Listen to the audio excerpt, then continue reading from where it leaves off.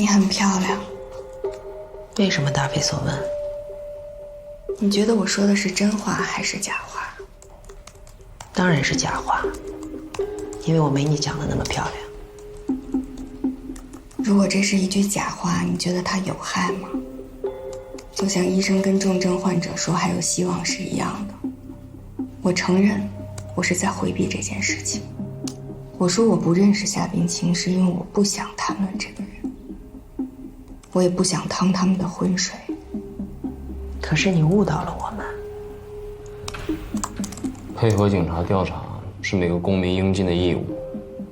不用上纲上线，我配合就是了。不要隐瞒。好，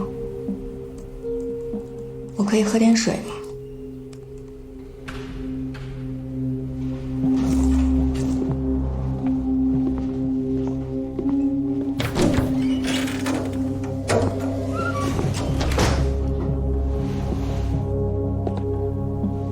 他说他上了沈小云的车，沈小云就说他不是第一个来找他的。夏冰清就问，那他是第几个？其他人都是些什么人？沈小云说，我一个合法的都管不了，你一个非法的还要管。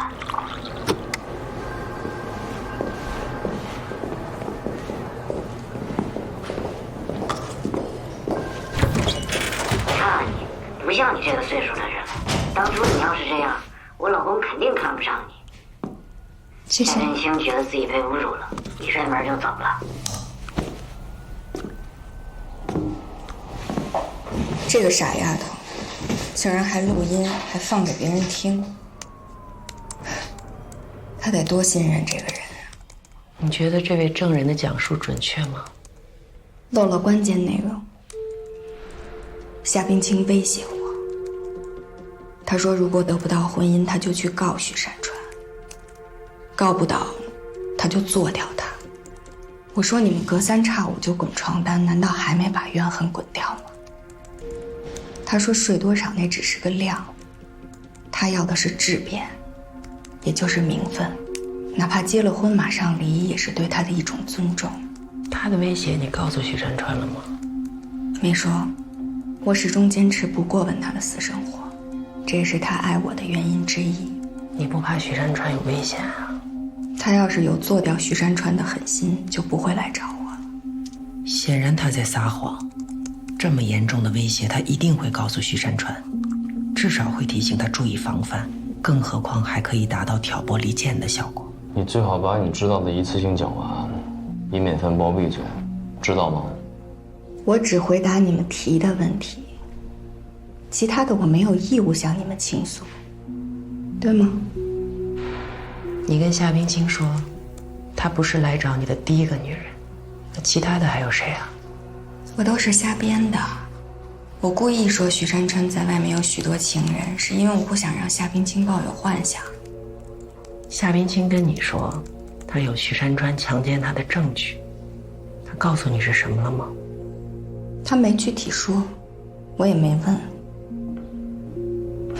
或许他根本就没有证据。你跟夏冰清说，许山川对他实施强奸的时候，他或许可以逃脱，又或者是他自己送上门的。这个你是怎么知道的？我虽然没有学过刑侦，但我也知道，非陌生人强奸哪是那么容易界定的。难道不是许川川告诉你的？别说他强奸别人了，他在外面跟任何异性的任何行为都不可能告诉我的。我不问，这个家就是太平的。我要是去深入的了解他的私生活，就等于拿自己的头去撞马蜂窝。结婚之前你知道许山川有这个爱好吗？我要是知道，我还会嫁给他吗？你不是学心理学的吗？没看出来？结婚之前他对我是很专一的，从他对我的态度推测，他有出轨行为，应该是我在怀我们家老大的时候。贪财好色是他的本性，除非我执意要跟他离婚，否则我是不会去挑战的。你说贪财好色是许山川的本性？这4个字说起来不好听，但细想一下，绝对不是脏话。在不犯法的前提下，贪财说明他有事业心，好色说明他审美正常。如果一个男人视金钱如粪土，见色不起心不动念，那他就不属于这个尘世了，早就成仙了。照你这么说，天底下的男人都一个样啊？至少我认为。咱们是不是跑题了？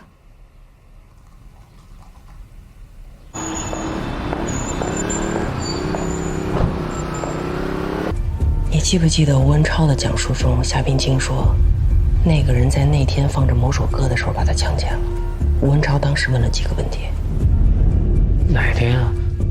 谁把你怎么了？哪天谁把你怎么了？3个。夏冰清回答了几个。面试那天把他给强奸了2个。还有一个问题是夏冰清没回答，还是吴文超故意不提？传唤吴文超。有来。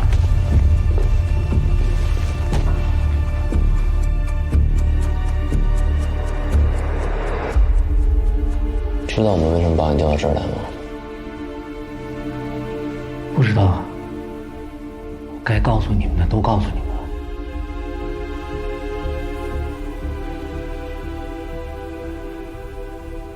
可你骗了我们。我没有啊。我们去你那儿找你，和把你叫到这儿来性质是完全不一样的。你知道你坐在这儿撒谎的后果吗？我没撒谎啊。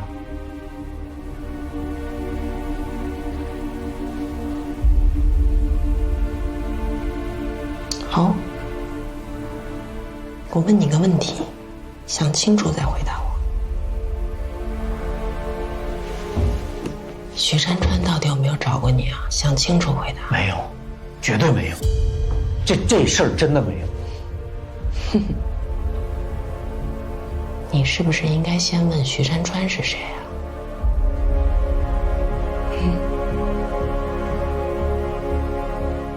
你不是说你不知道跟夏冰清在一块儿的人是谁吗？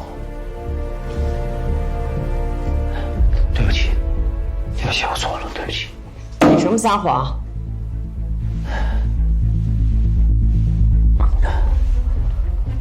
害怕，知道的越多就越危险。你怕徐山川知道他的名字从你嘴里说出来很危险啊？那我问你啊，你觉得是徐山川杀的夏冰清吗？我没这么觉得，我是真不知道啊。我呢，只是知道这个徐山川这个名字，我跟他就到现在为止，就是只见过1次。我发誓。好，我选择再相信你一次，你别让我失望。夏冰清的录音里，你听到了夏冰清对沈小莹的威胁吗？我听到了。夏冰清说，如果告不到徐山川，就除掉徐山川。之前为什么隐瞒这句啊？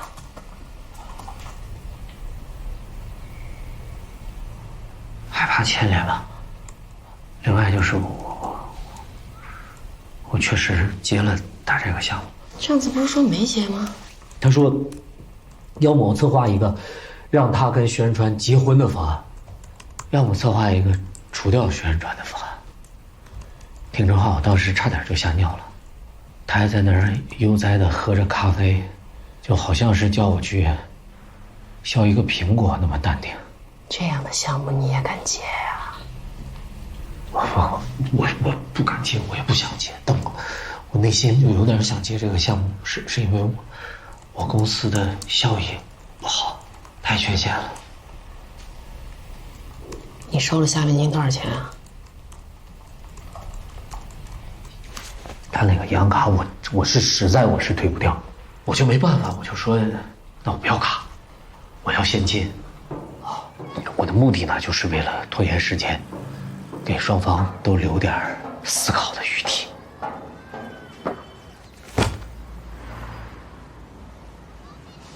公司只能做好事，不能做坏事。那就做件好事，让他娶我。你觉得这可能吗？那要看你的本事了。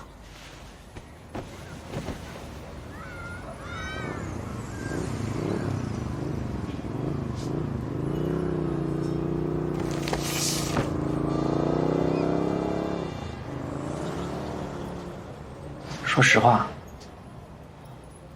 在我看来，让他娶你比除掉他更困难。那就除掉他。非得走这一步吗？为民除害也算做好事儿。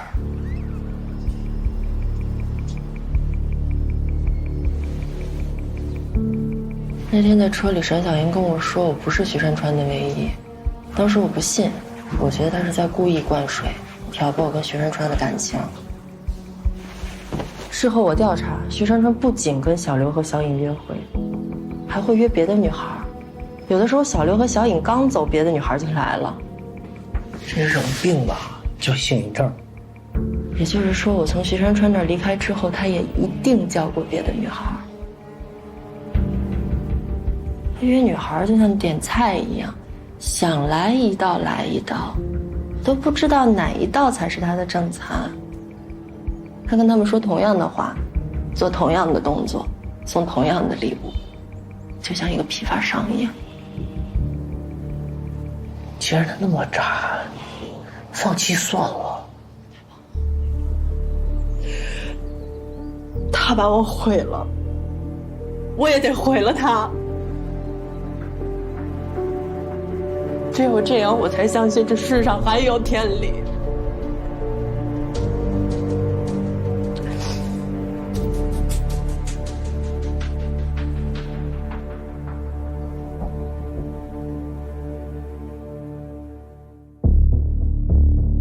距离7月20还有1个月的时间，夏明清竟然不喝酒了。每次他从外面办事儿，或者是应酬回来拐到公司，再也不提徐山川，话也变得少了，好像是人要死了，胸怀突然变得宽广起来，又或者是终于明白了，在生命面前，他之前计较的那些事儿只不过是鸡毛蒜皮。他每回来我这儿，我都问他，我们把合同作废吧，解约吧，他坚决说不。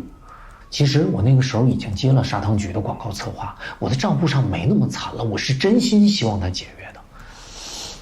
你说的毁约，只是口头上说的，还是把现金退给他了？口头上，但只要他同意，我立马把钱给他。但是他不想解约的态度非常坚硬，他话越来越少了，从话痨变成了寡言，好像每天在思索着什么。那你是怎么完成夏冰清交给你的策划的？我想了好几天，终于想到了一个靠谱的方案。为什么不是莲湖？5星级大酒店过生日才显得更有仪式感。没有，后来他来我这儿次数也少了，好像对我产生了警惕。他为什么要警惕你？也许是我知道的太多了，也许是徐山川提醒了他。行了，好好想想，还有没有什么漏洞没说的？好像没了。文超，你要是真想证明你自己是清白的，你就要知无不言，言无不尽，别在这跟假搞似的。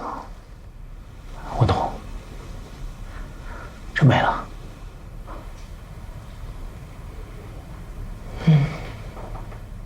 经过这几天对温超的询问，你有什么收获呀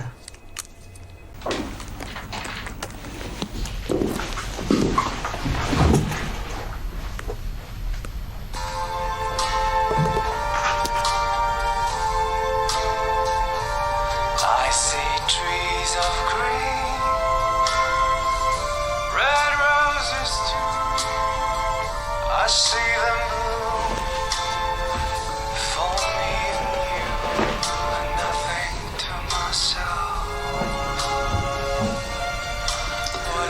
所以你叫我来，不是为了听歌的吧？这歌熟吗？我在卡拉 OK 会经常点。徐山川，看你仪表堂堂，穿衣品味也不错，坐拥这么大企业，开口还能唱英文歌，怪不得那么多姑娘都喜欢你。如果你就是愿意聊一些跟案件无关的事情，我有权利拒绝回答你任何问题。那我们就聊点有关的。夏冰清面试那天和你发生了性关系，事实好像跟你说的不符啊。我不知道你从哪里了解到的情况，但我说的是真的。你说啊，一个没有性经验的女孩，第一次见面就主动投怀送抱，这为什么呀？因为知道我能带给她更好的生活。也就是说，发生关系之前，你给过她许诺？算是吧。你这是诱奸行为啊！因为许诺之后发生性关系叫诱奸。那些求婚的还有许诺的呢？那算什么？好，问点别的。这什么意思啊？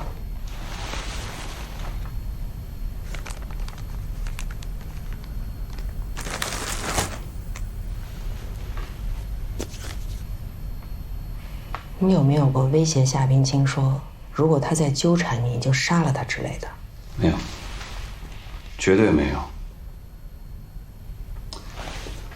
他这个意思，他是不是觉得万一他要出了意外，我可以照顾他的父母？你说他为什么写这张纸条啊？是不是什么关于他的安全受到了威胁？我不知道，我真的不知道。想过做掉他吗？我为什么要想做掉他呢？因为去年你生日的时候他玩了你。那这是个多大的事呢？不生气？我生气啊，但是生完气之后就没事了。他经常跟我耍小贱皮子，这不是第一次了。有那么包容他吗？据我所知，刘玉萌有一次跟你开玩笑，把你吓了一跳，你把他给骂哭了，2个月没跟他说过话。我说过我喜欢夏冰清。他找过陈小莹，你知道吗？知道。你知道他们之间说什么了吗？他跟他摊牌嘛，他说他想嫁给我，想让沈小英跟我离婚。他这么骚扰你的家庭，你不生气吗？不是，这到底跟案件有什么关系呢？当然有，这可能是你们2口子的杀人动机。你这完全就是无端的揣测嘛。那我不可能杀他了，沈小英更不可能杀他。为什么沈小英不会？他是一个非常理智的人，就算他答应跟我离婚，他能分到1半的财产，但是杀人要偿命的，他干嘛那么糊涂？答应离婚是什么意思啊？你跟他提过离婚吗？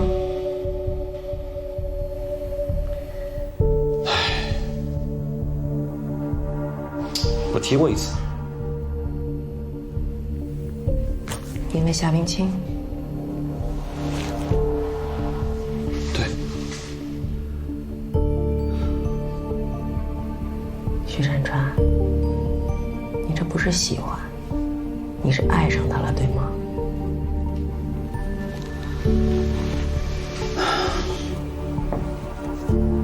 一个你爱的人被杀了，你一点都不痛心。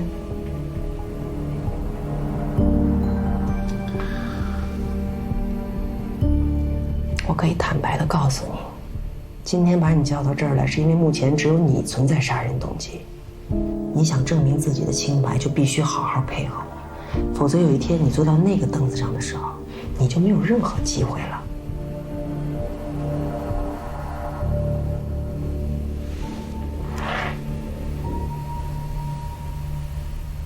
你真考虑过跟夏冰清结婚吗？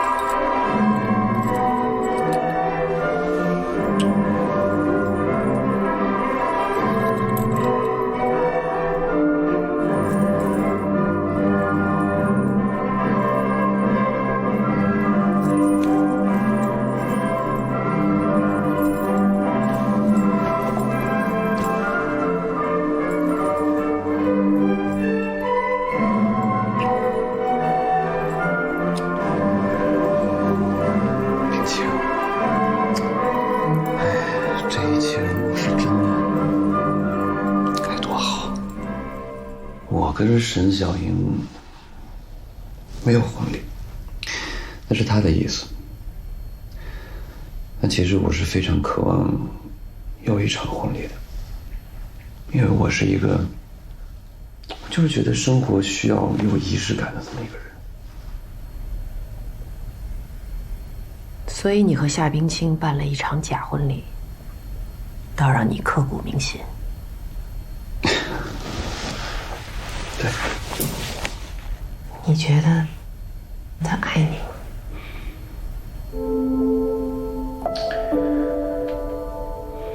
胜过我爱他。在你眼中，他是个什么样的人呢？通过你的描述，我觉得他很可爱，直来直去，很浪漫，还有点天真。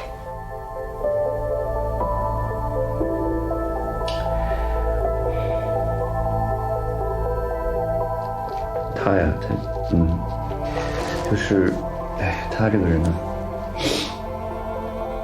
除了有点任性之外，对我还是很好的。就是我带他去跟我的朋友们聚会啊，或者应酬什么的，他都能做得到有里有面。我的朋友们都很喜欢他。多聪明可爱的姑娘！你们在一起的这3年，他跟别人好过吗？没有，绝对没有，这一点我可以非常自信的。他很专情，这个也是我想跟他结婚的原因之一。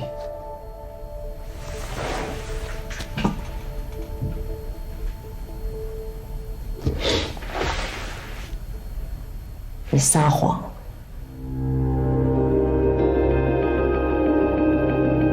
你又说他很专情，到底哪次是真的？如果上次是真的，那么现在你就在撒谎；如果今天是真的，那么你们第一次发生关系的时候是他主动的吗？看着我。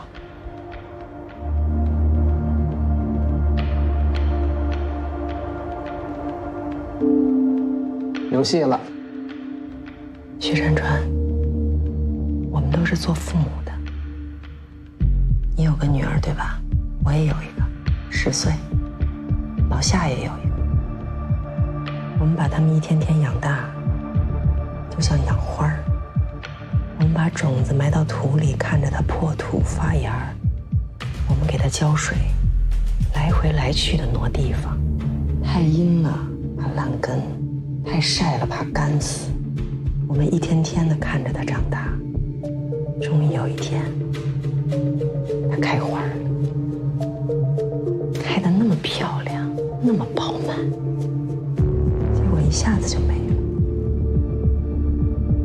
你想没想过，如果没有当初的那件事情，就不会有后来发生的一切。夏冰清就不会在那天出现在案发现场，这就是蝴蝶效应。你觉得他的死和你无关，可这一切都是因为你才是始作俑者。一个爱你的人因你而死，你现在却不愿意承担曾经对他的伤害。他现在死无对证，你难道就没有一点愧疚吗？你换位思考一下，如果夏冰清是你的女儿，你怎么接受这件事情？你知道夏冰清的父母现在是什么状态吗？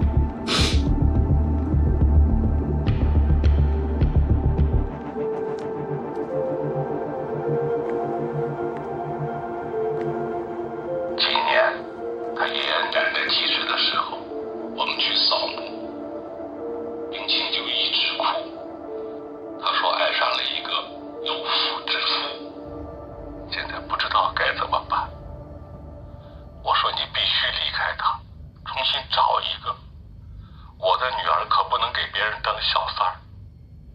没想到，一下子就像点了他的火药桶。他说他这么做都是为了给我还债，还说我无能。我不知道他会遇害呀！我要是知道，我宁可杀我自己。我也不会打他呀。现在想起来，我都想把我这只手给断了。我追到他的时候，孩子就站在瀑布前面，柿子虚得像纸一样。冰清，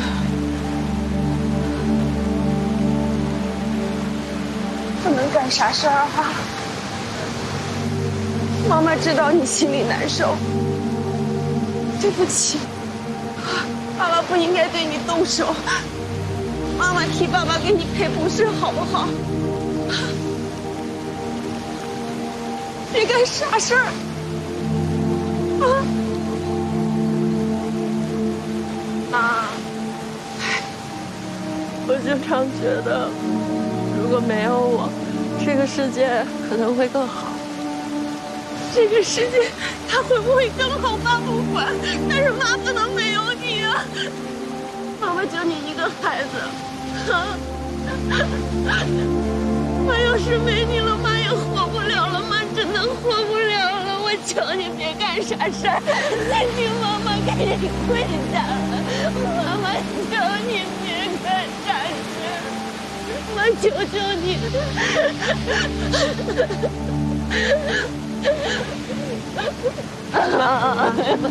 妈，不哭了啊！起来，答应妈妈好不好？没想死的。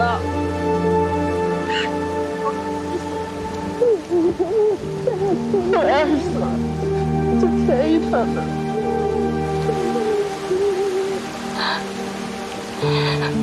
我真是没想到，那次的拥抱是我们俩的最后一次拥抱。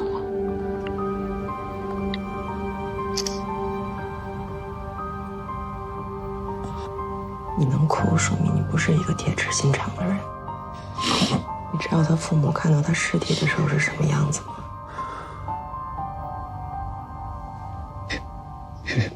别说了。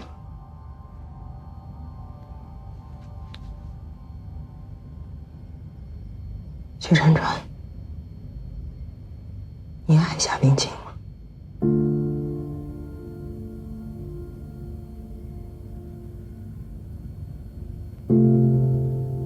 爱。第一次发生关系，是他主动的吗？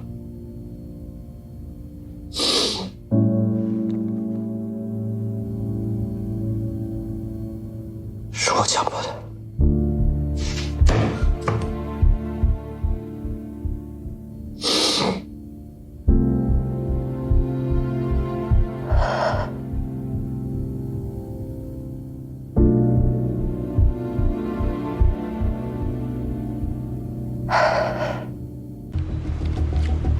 好，怎么了？徐山川翻供了。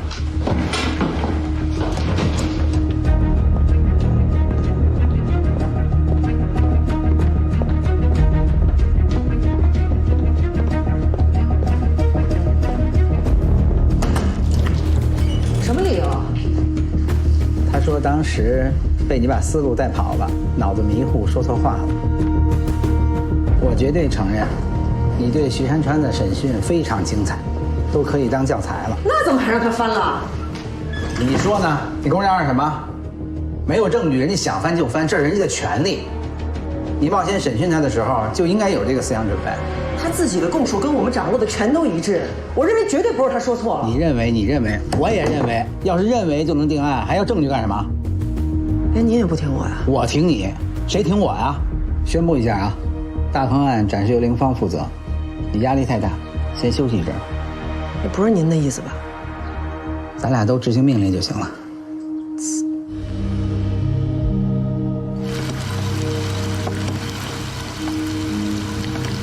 的人进行电话监听，我有了点新的发现。林芳，你说吧。嗨，谁说都一样。哎呦，这不休假呢吗？行，那我说吧。近几天来呢，徐珊珊的手机通话次数很少，除了有个别跟声乐有关的，其余都是跟沈小莹的，内容都是几点回家吃饭之类的。还有就是冉姐的新发现，就是他，徐海涛是徐山川的侄子，年龄31岁，高中毕业之后呢，没考上大学，在徐山川父亲的饮料厂工作了5年，后来在迈克康养中心总公司担任徐山川的专职司机。这一般来说哈，这老板的专职司机都得是亲信，为什么呀？老板在车里说什么，他全都知道。因此，我申请了对徐海涛的通话进行监听。我发现有一个变声人的来电非常可疑，放。到时候大家都晚了，大家要一起出关越境。我查了这个变声人的手机号用户身份，居然是一个死者，买手机号用的是假身份证。这2次通话的地点分别是金浦路的橡树咖啡馆以及莲湖艺术学校的琴房附近，每次通话时间不超过1分钟，马上关机。小陆、小凡，马上启动对徐海涛的监视。好，冉姐，你怎么确定这个电话跟大康案有关系呢？直觉呗。王局，王局，怎么在家待不住啊？待不住，待不住就回来干活，偷偷摸摸的把大家扣在这儿陪你梳理案情，加班费你出啊。师傅，我可以回来了。那我顶着呗。谢谢师傅。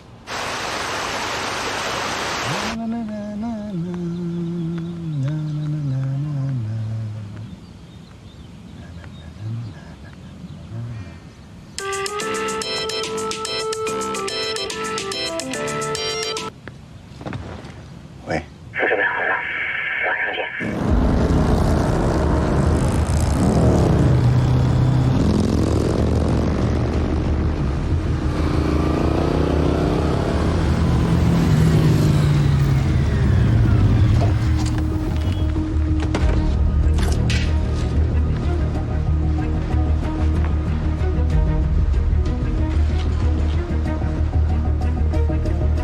欢迎光临，目标出现。2位的房卡，请收好。好，谢谢。收到，收到。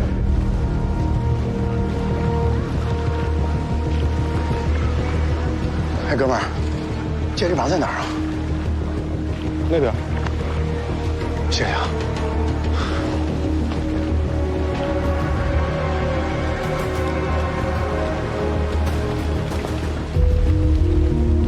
跟我健身房去了。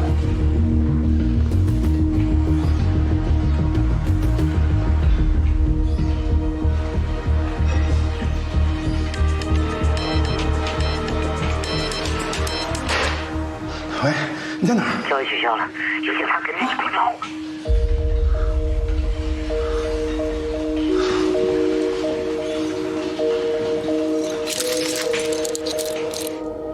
不着急啊，你想聊的时候咱们再聊，也没什么大事儿，就是跟你了解一下，那个给你打电话的变声人是谁。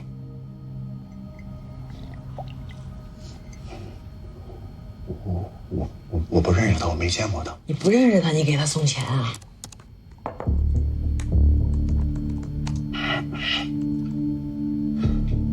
只要把这人说清楚，马上就能走。但是你要不说，咱们可能就得熬夜了。给你叔叔打个电话，告诉他你在这儿，免得他找不到你。要不我帮你打？别，你给他打电话干嘛呀？他不知道我在外面的事儿。什么事儿？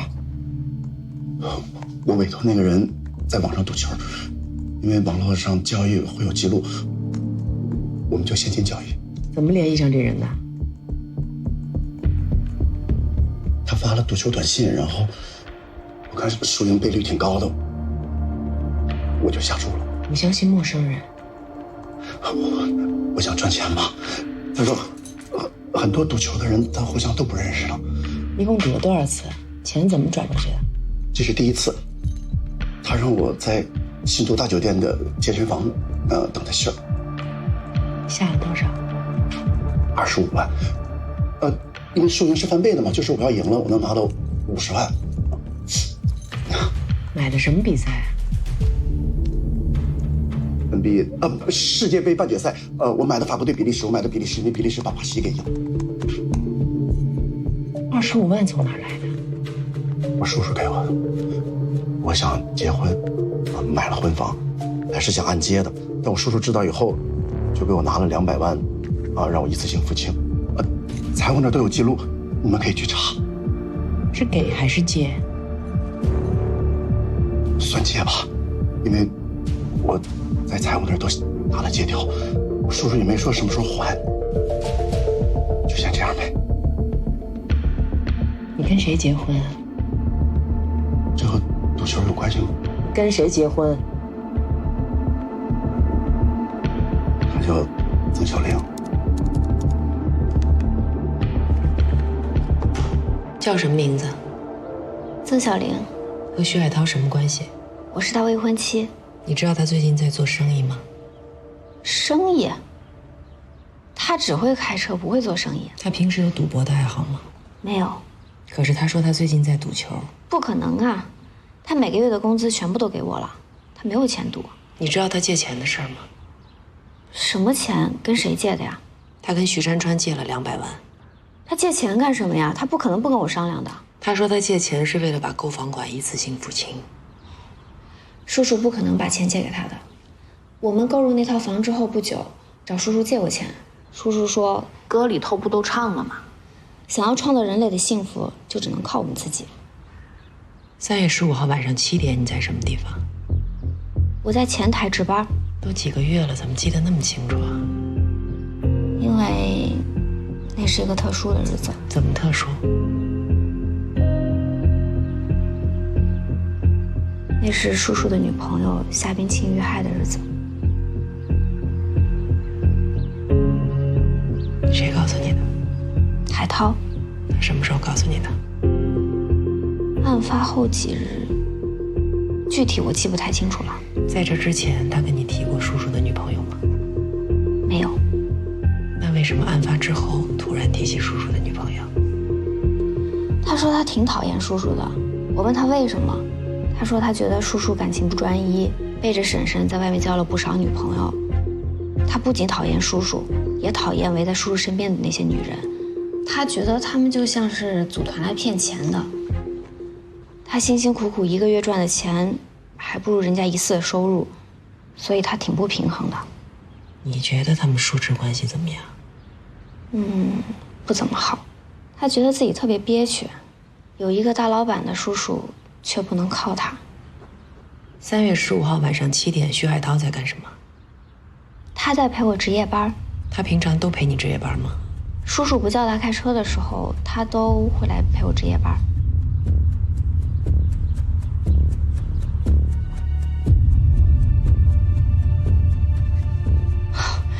不信你们可以去问我们的前台保安，或者是我们同事都行。我说我不信了吗？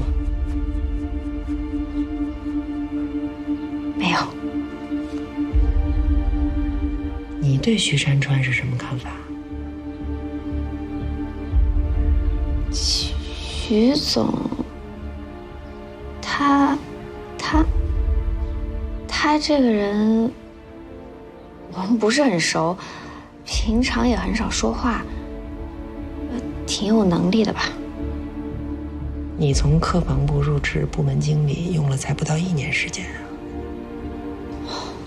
我工作很努力的，看得出来。冉姐，我觉得你刚刚是不是有些话堵住没问出来啊？你听出来了？啊？那他可能也听出来了。我有个猜测。哦，我什么都没说啊。我也什么都不知道。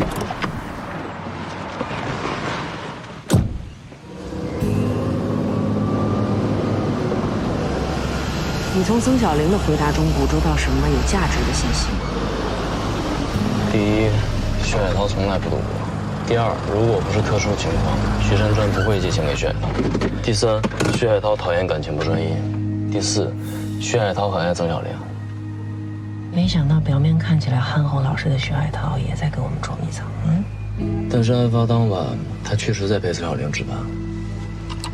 这就是复杂所在。你知道曾小玲跟徐海涛是怎么爱上的吗？不知道。麦克康养中心总店经理是徐山川的情人小刘玉萌。这我知道，他是你的秘密证人。开始的时候，刘一萌以为只有自己是他的情人，后来发现还有小尹，再后来发现还有夏冰清，一系列的发现让他的自尊心受挫，因此对男人失望，对女人嫉妒。你的意思是刘一萌嫉妒曾小玲？曾小玲是前台服务员，她的笑容常常被刘一萌当成是勾引。刘一萌需要她的微笑接待客人，又怕她的微笑会挑逗到徐山川，所以她经常找曾小玲的茬。真是变态啊！有一次在大堂，刘一萌在那儿训曾小玲，被来接她的徐海涛给遇上了。徐海涛在那儿站了1刻钟，刘一萌还在那儿骂。徐海涛实在受不了了，说：“刘总，这是我女朋友，给点面子。”就因为这个，曾小玲爱上了徐海涛。你想表达什么？心理学家认为，越是在危险的环境中，男女越是容易产生感情。还是不明白。也就是说，英雄救美人，美人也一定会爱上英雄。如果没有外部的危险环境，曾小玲未必会爱上徐海涛。那你想怎样？给徐海涛点外部刺激，没准他就开口了。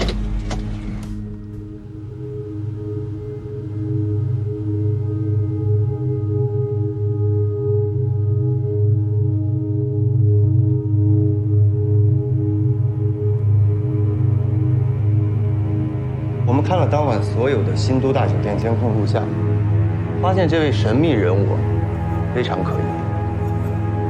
放大。再放，送技术科，尽可能还原。好，冉队在那边。有什么发现吗？栏杆上没有留下任何指纹，台阶上有2个41码运动鞋的鞋印。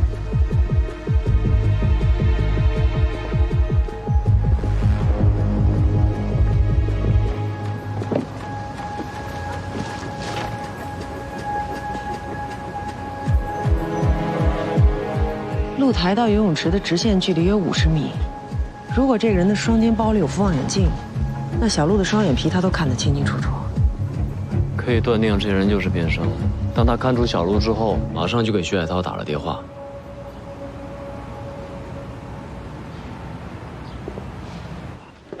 冉队，技术科送来的。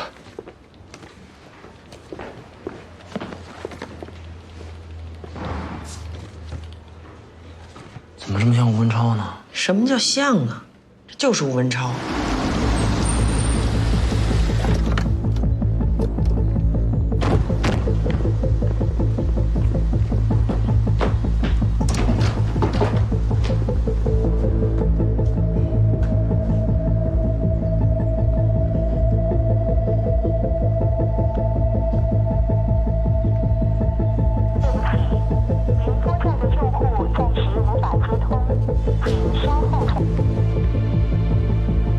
人有眼，让人看。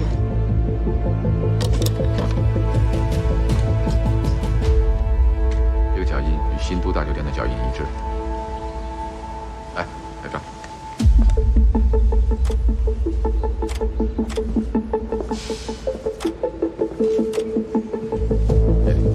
把这点都拍一下。拿那个。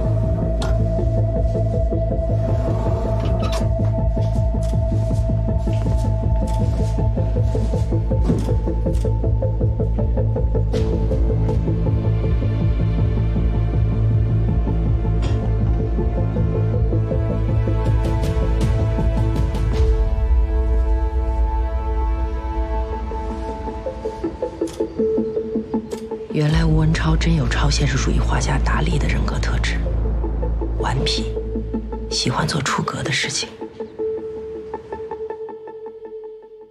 吴文超公司提取的脚印跟新都大酒店的一致，说明监控里的人确定是吴文超。我们去他公司已经人去楼空了。这个徐海涛是铁嘴钢牙呀，死眼赌球，编得还挺圆。你怎么确定徐海涛到新都大酒店是去见吴文超呢？首先，他们俩都认识夏冰清。第二，我觉得他们俩出现在同一个地方，这种巧合的几率非常小。那就找到吴文超，撬开徐海涛的嘴。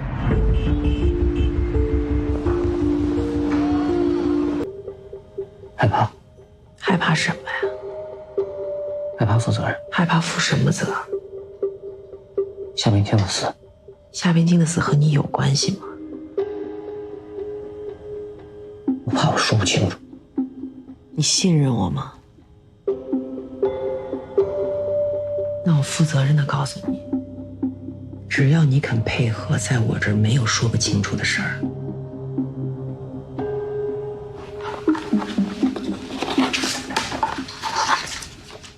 这是你吗？是。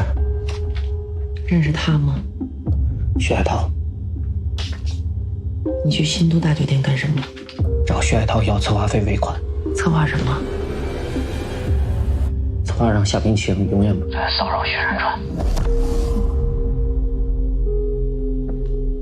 还考呢？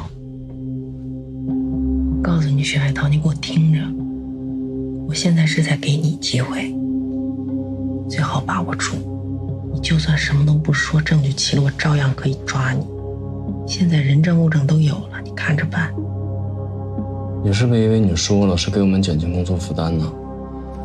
那也是给你自己争取宽大处理的机会。你知道买凶杀人什么罪吗？我不是买凶杀人，我没有让他杀人。我告诉你，现在最好把你跟吴文超的事情一五一十从头到尾给我说一遍，是不是买凶杀人我们判定。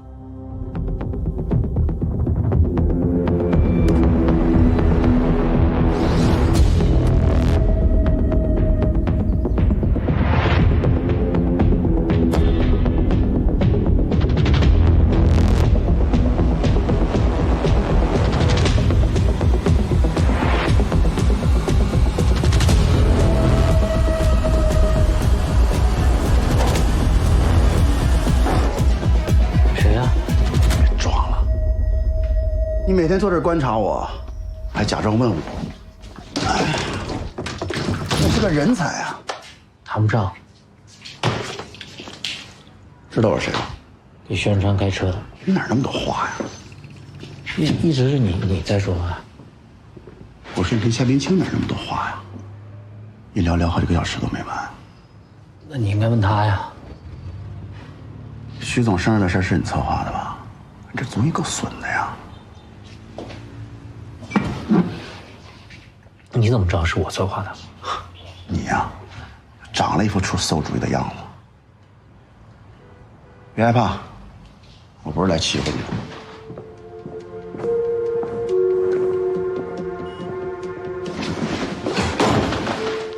找你谈个生意。什么生意？你的强项，搞个策划。策划什么？让夏冰清不再骚扰徐总，永远滚出他的视线。别再骚扰徐总已经够难的了，何况是永远。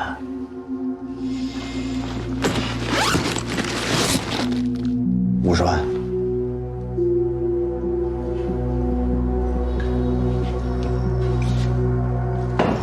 一个大活人，怎么才能永远滚出他的视线？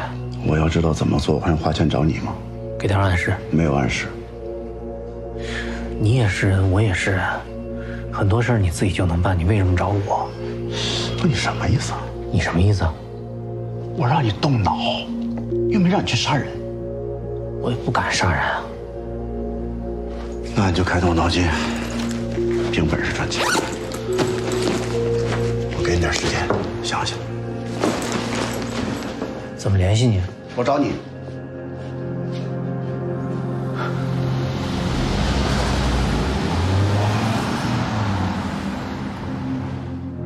他最终答应你了吗？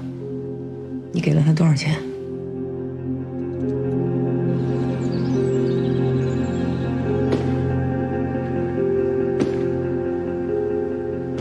一次性付清。疯了吧你！先付你5万，事成之后付你结款。现在谁还缺5万啊？那你想先要多少？先付一半。有你这么做生意的？最多先付你10万，15万。那我就找别人了。能办这事儿的人吧，一定得是夏冰清熟悉又信任的人。哎，要是别人能办这事儿，你就没必要找我了。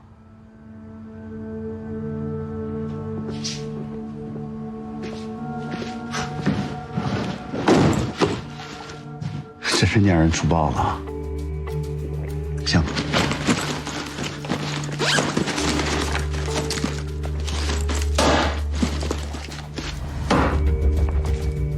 去打个手枪。不行，你别得寸进尺啊。这事儿也见不得光啊。你能拎着现金来，就是不想留下转账的证据。我也不想留证据啊。行，你要是收了钱没办事儿，或者是让夏冰清知道，我让你吃不了兜着走。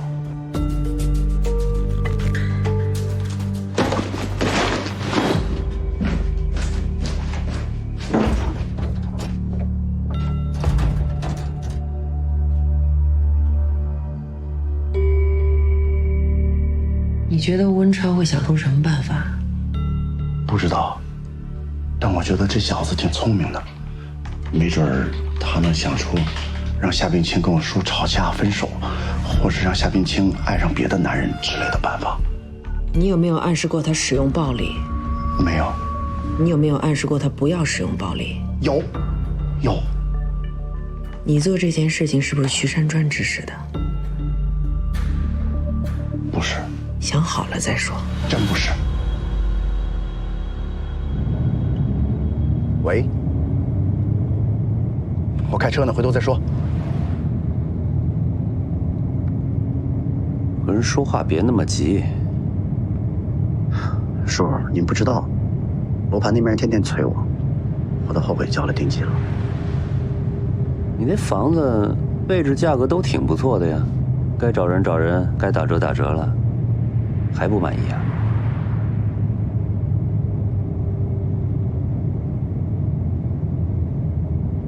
还差多少钱啊？首付还差10万。贷款呢？200万。你这样吧，回头我打个电话，明天你去财务那儿办一下，就别贷款了。谢谢叔。叔，您放心，我保证。绝不让夏冰清再骚扰您和婶婶。什么乱七八糟的？给你钱就让你买房的，其他任何事都别干。我跟他的事儿与别人无关。知道了，叔。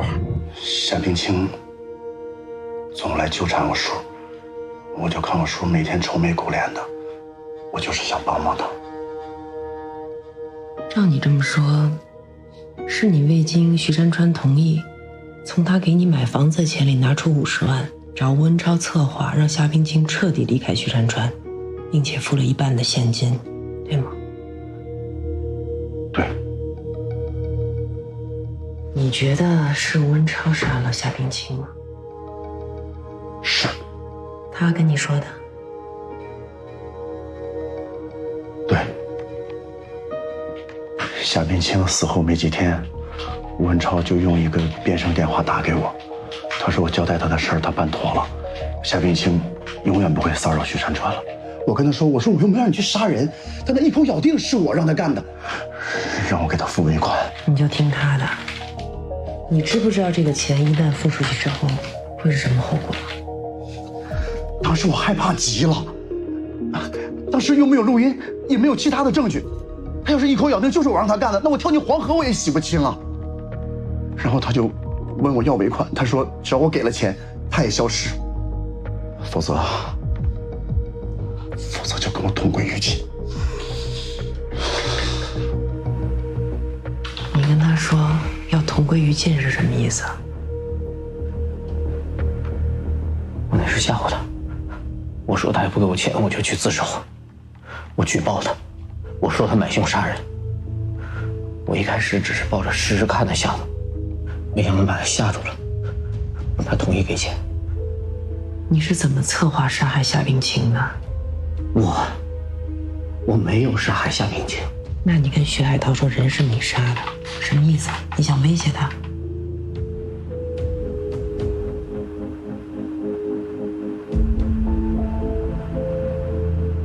我喜欢夏冰清。我知道他被人杀，我就不想在这个城市待了，我就想拿一笔钱离开这个城市。我想了好几天，这笔钱只能从徐海涛手里出，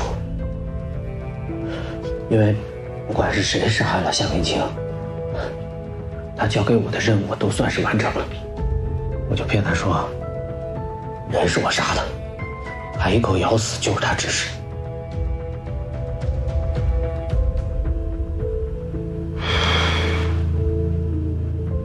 你口口声声喜欢夏冰清，他的一条命在你眼里也不过就值25万。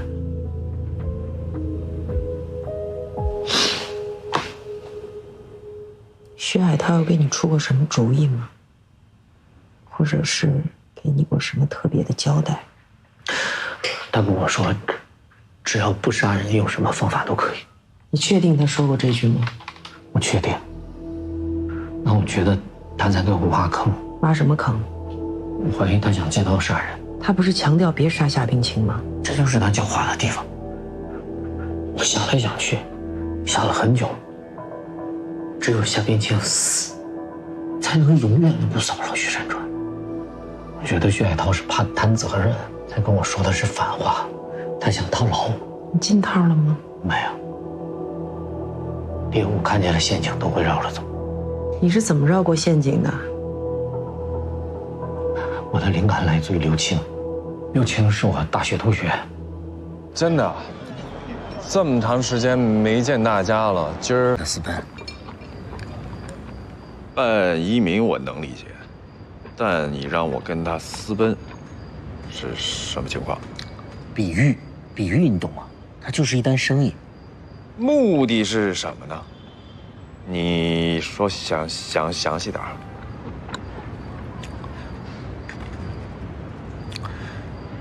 他是他的情人，他烦他，让他永远不要再骚扰他，明白了？10万元费用怎么支付？先付一半，成功之后付另外一半。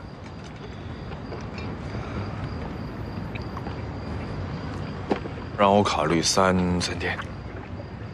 3分钟我都不给你。据我所知，手头很紧吗？信用卡成负数了吧？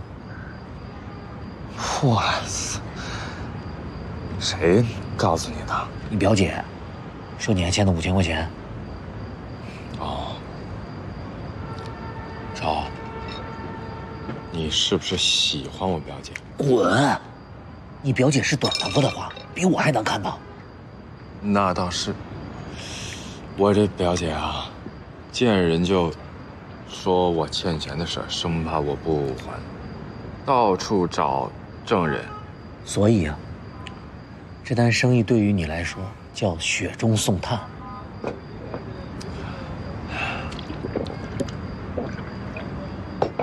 有把握吗？这女的好看吗？啊？好看啊，特好看。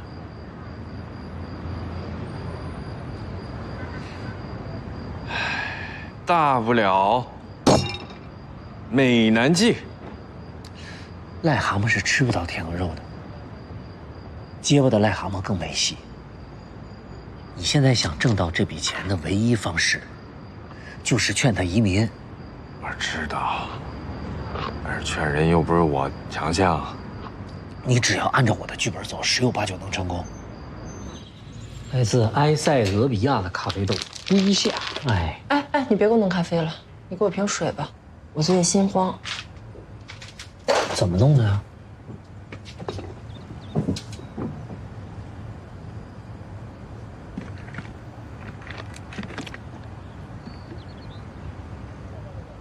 这检查什么呢？我还能给你下毒啊？怎么连我都不相信？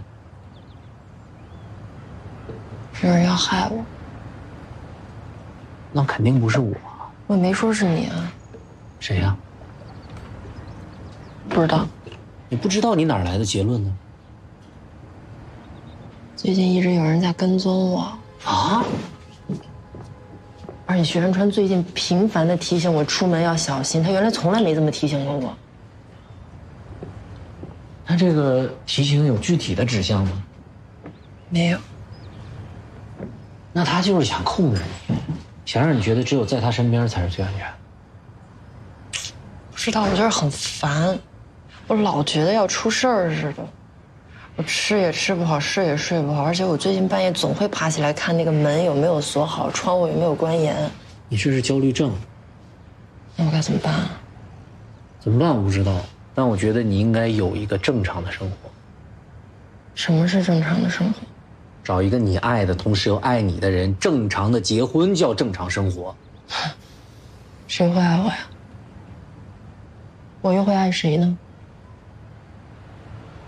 我连正常的社交圈都没有。你有啊，那薛山川不给你画了一个圈吗？《西游记》看过吗？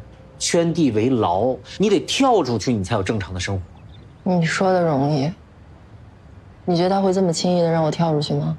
那暂时是不会，但过个5年8年指不定，对吧？到时候他肯定认识又年轻又貌美的姑娘啊，当然比你美的少，但比你年轻的有的是吧？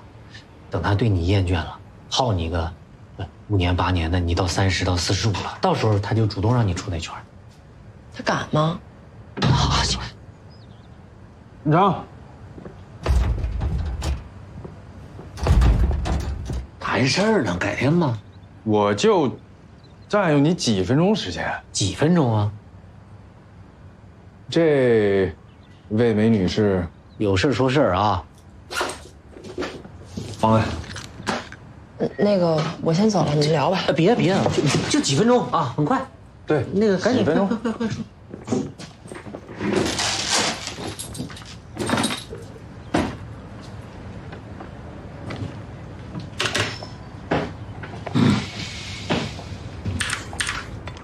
第一个方案，移民美国，具体的条件我这都写在 PPT 里了，啊。你去美国干嘛呀？这第二个方案就是移民新加坡，因为这个方案比移民美国办理时间，我觉得快不少，2个月即可获批。哎，就行了，可以了啊。这我还没说完，这5分钟到了。重中之重，色情友。那个行，我回头我看啊，我想一想，想好我给你打电话。你看仔细点，回见。刚那人谁啊？刘青，我大学同学。你干嘛要移民啊？我移什么民啊？他这天天找不着生意磨我就随口一说让他出个方案，结果他当真了。他也不想想，我一个8线的广告策划，我这去国外我怎么活呀？找不着工作呀。当舞男呗。我当舞男。哎呀，这把我当成潜在客户了，结结巴巴的，脑子不好。那什么样的人算潜在客户啊？明星算吗？明星谁移民找他办啊？那他给谁办啊？哎，就是大多数像你这样的白富美，又不缺钱，来去自由。我不缺钱。你觉得我要是移民了，徐山川会养我一辈子吗？还自己挣呗。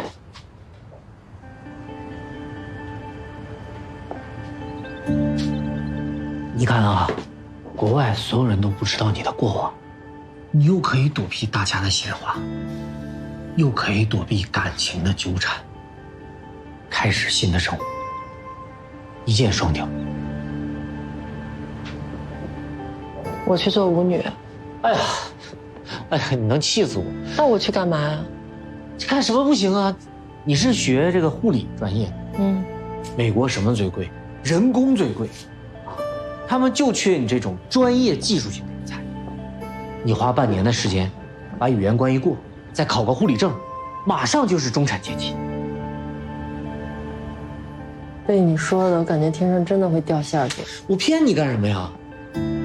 你去那儿当护士，面对的都是些什么人？上流人士。你在上流人士里找个医生或者律师，一嫁，你后半辈子就等着享福吧。接着编，你再编下去，我觉得我都能当总统夫人了。你是不是想让我变成他的客户，然后你在中间分提成啊？那没有，绝对没有。玩笑归玩笑，但有一点是真的。如果你真的出去了，那就是真正的走出了他给你画的圈，才能找到你真正的自己。等你冲出牢笼，你爱的人和爱你的人就会出现了。我不跟你牵扯了，我还有事儿呢，走了。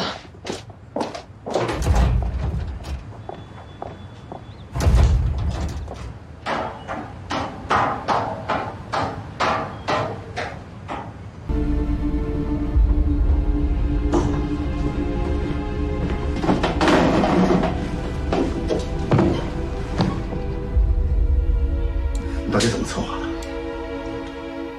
我正在帮他办理移民。他不但没有停止对徐总的骚扰，还不停地在管他要钱。因为移民确实需要钱。你不会跟他合伙敲诈吧？啊？我要投资移民，我找你干什么？因为别人劝他移民，他根本就不会听。要是没有成本更低的办法，就用这个方案，2个月之内必须搞定。你听到了没有？我听见了，我正在想呢。你赶紧走吧，夏冰清随时有可能过来。一旦他撞见咱俩在一起，就麻烦了。要是因为这个让计划泡了汤，定军我可不退啊！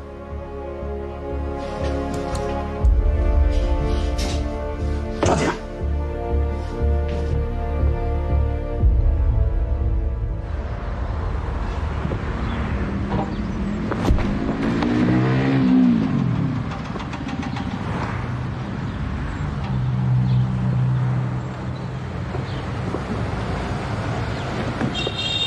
是，我，哎，不好意思啊，我一会儿给你回过来。你怎么来了？人呢，不怕挣不到钱，怕挣到的钱还得吐出来。放心，夏冰清正一步步走向我的预期。你这事办妥还需要多长时间啊？快！我需要具体时间。如果在新加坡注册了公司，这事儿2个月就能搞定。现在夏冰清在新加坡注册公司都没成功呢。什么原因？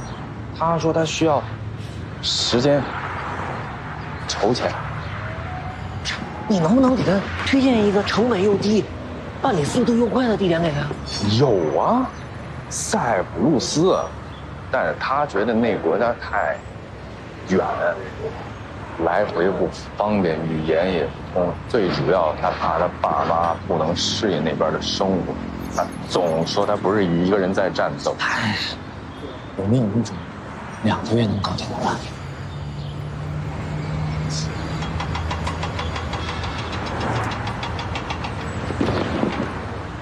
我感觉啊，夏冰清很可能已经爱上我。上个月，他约我见个面。咖啡我给你点好了。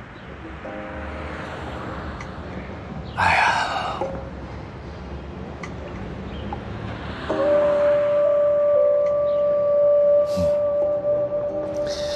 就移民的事儿，你好像现在越来越不积极了。我还在犹豫呢。有什么好犹豫的？你说我一个弱女子，还带着父母，身边连个帮手都没有，要是真去了，能应付得过来吗？也对。其实可以找个帮手。去哪里找呀？你愿意做我的帮手吗？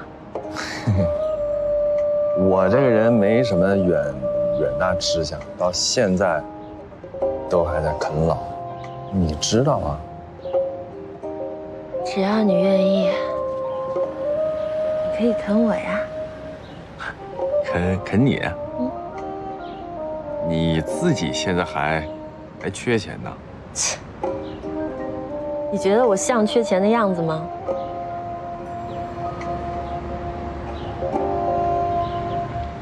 你既寂寞，再拿我开玩笑，对吧？谈感情，我很认真。我也是认真的，认真的。但是我不想出国。你说我们国家地大物博，大好河山还没领略过，背井离乡干嘛去受那罪？那你就想在这里待一辈子啊？我呀，就想过陶渊明那样的生活，啊，找一个世外桃源，有蓝天有白云，有溪流有森林，有青石板的老巷，还有丁香花和油纸伞。当然，必须得有心爱的姑娘。对。真有那样的地方吗？有。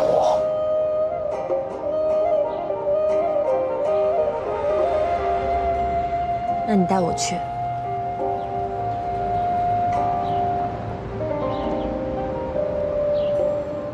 后来，我们看了几场电影。有一天晚上看恐怖片，他就主动扑到我怀里，还亲了我一口。仅仅亲一口，不足以让你带他私奔吧？我又不是吃素的，怎么可能就亲一下呢？啊？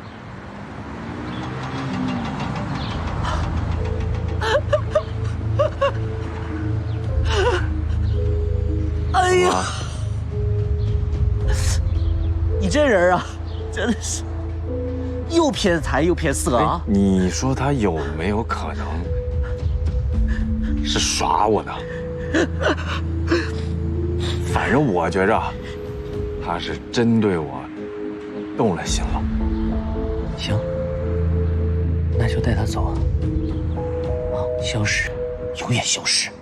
你干嘛？领他去一个如诗如画的地方，又美又宁静，有鲜花，有森林，有云朵，有钟声。你然不然？带他走得远远的，谁也找不到。明白。你呀，好好照顾人家，要让人幸福，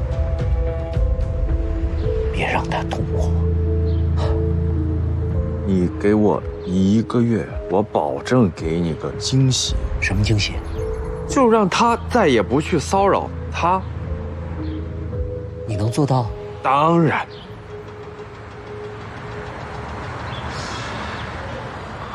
后面那5万什么时候给我？活一点没办呢，就想拿钱。没钱当不了陶渊明。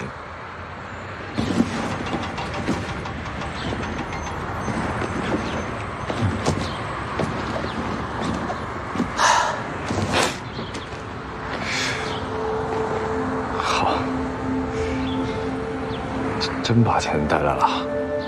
事儿呢，后面我就不管了，啊，就全交给你了。我没精力去管这事儿啊。如果办不成，你信不信？我能让你把这捆钱的橡皮筋儿都给吐出来。放1万个心，啊！我不希望听到坏消息，谁都不喜欢坏消息。陶放心。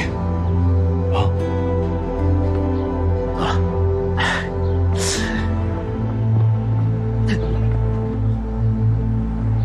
回见。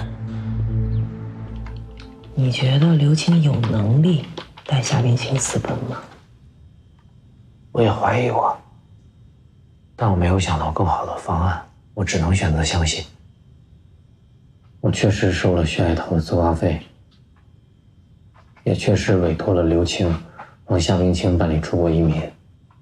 虽然我只是做生意，但我怕你们不相信我。这件事儿就像是蟹黄战胜了裤裆，不是是也是是了。你想到过夏冰清会是这样的结局吗？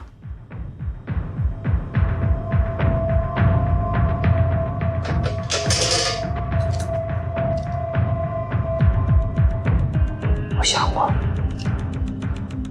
但我特别害怕是这种结局。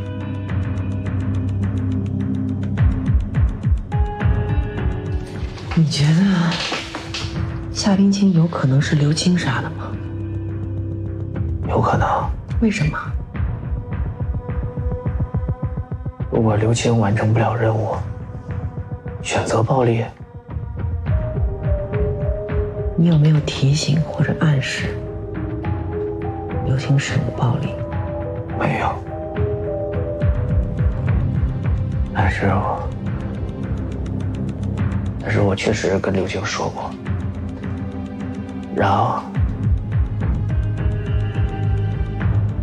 夏冰清消失。但是我不是这个意思。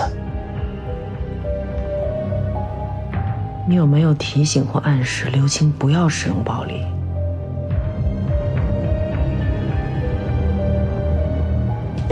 没有。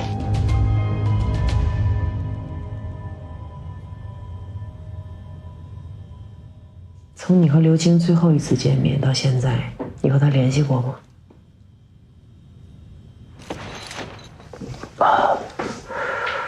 从我第2次给完他钱，就没联系过。既然我给他钱了，剩下的事儿就应该由他去处理。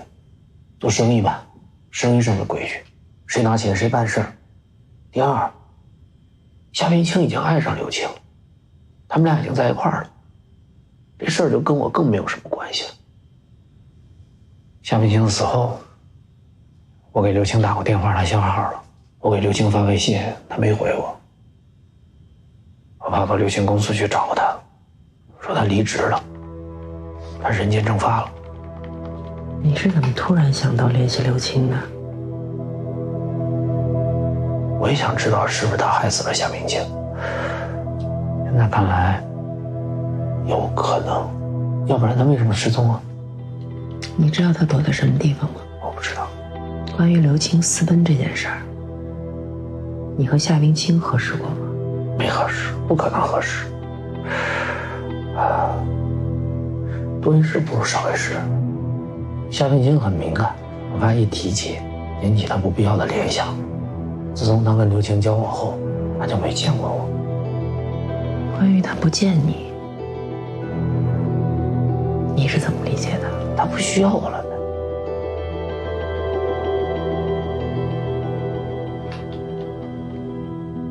照你这么说，徐海涛没说让你杀人，是正话反说，给你下套。你让刘青私奔移民，是不是也给他下套？